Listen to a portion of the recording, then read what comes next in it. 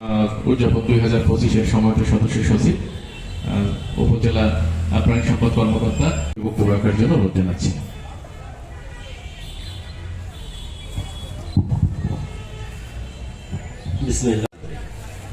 আজকে প্রাণী সম্পদ দপ্তর কর্তৃক আয়োজিত অতিথিবৃন্দ,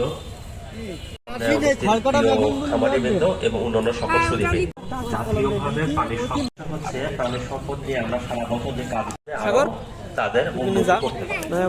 সেই লক্ষ্যে প্রযুক্তি প্রাণী সম্পদে হবে একটি বিষয়। দেশি জাতের যে চাহিদা রয়েছে এটা আমরা বক্তার কাছ থেকেই প্রতিবেশ শুনেছি। দেশি জাত যদি আমরা পালন করি তাহলে এই ক্ষেত্রে বেশি। কিছুদিন আগে আমি সাধ্যবাদের সামনে খামার পরিদর্শনে গিয়েছিলাম। উনি প্রায় 3 লাখ টাকা দিয়ে একটা গরু কিনেছে বগুড়ার দিক থেকে। আনার পরে গরুটা অসুস্থ হয়ে গেছে। 3 লাখ টাকা দিয়ে যে বড় একটা গরু কিনলো সেটা কেমন তার ব্যবসাটা ঝুঁকির মধ্যে। গরু বলতে গেলে আমাদের প্রথম যেটা চিন্তা করতে প্রতি বছর যেন আমরা একটা বাছুর পাই, যেগুলো ক্রসের গরু সেগুলো প্রতি বছর বাছুর পাই। ছাগলের কথা যদি চিন্তা করি, ব্ল্যাক বেঙ্গল একটা বড় সম্পদ। এর বড় কারণ যে সে পলিফারিং, মানে একটা বাচ্চা দিল, ওর থেকে আমার 3-4টা বাচ্চা হয়, লাভ বেশি হবে, রোগ বেশি হয়।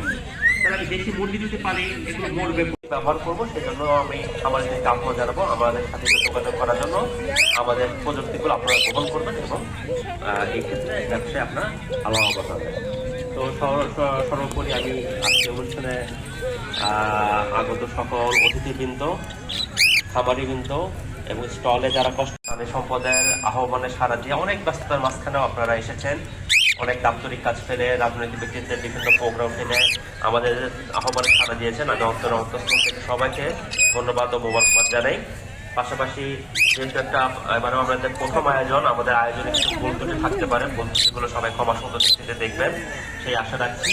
এবং যার যার জায়গা থেকে আমরা প্রাণী সম্পদের উন্নয়নের জন্য সবাই অবদান রাখবো সেই আশা ব্যক্ত করছি। পরিচিত সবাইকে আবারও ধন্যবাদ দিয়ে আমাদের যেহেতু প্রাণী সম্পদ সপ্তাহ সমাবেশের সপ্তাহের অন্যান্য প্রোগ্রামগুলো আপনাদের কালকে থাকবে গবাদি পশু ও হাঁস মুরগির ফ্রি ভ্যাকসিনেশন ক্যাম্পিং ও টিমেশন বিতরণ। 28 নভেম্বর প্রাণী সম্পদ, 1 ডিসেম্বর প্রাণী সম্পদের টেকসই উন্নয়নে তরুণ ও নারী উদ্যোক্তা ও সংশ্লিষ্ট অংশীদারের ভাবনার শীর্ষক মত বিনিময় সভা এবং 2রা ডিসেম্বর জাতীয় প্রাণী সম্পদ সেবা সপ্তাহ 2000-এর সেগুলো অংশগ্রহণ ধন্যবাদ জানিয়ে তাদের স্টলগুলো আমরা একটু ঘুরে দেখার আমন্ত্রণ জানিয়ে আমার বক্তব্য শেষ।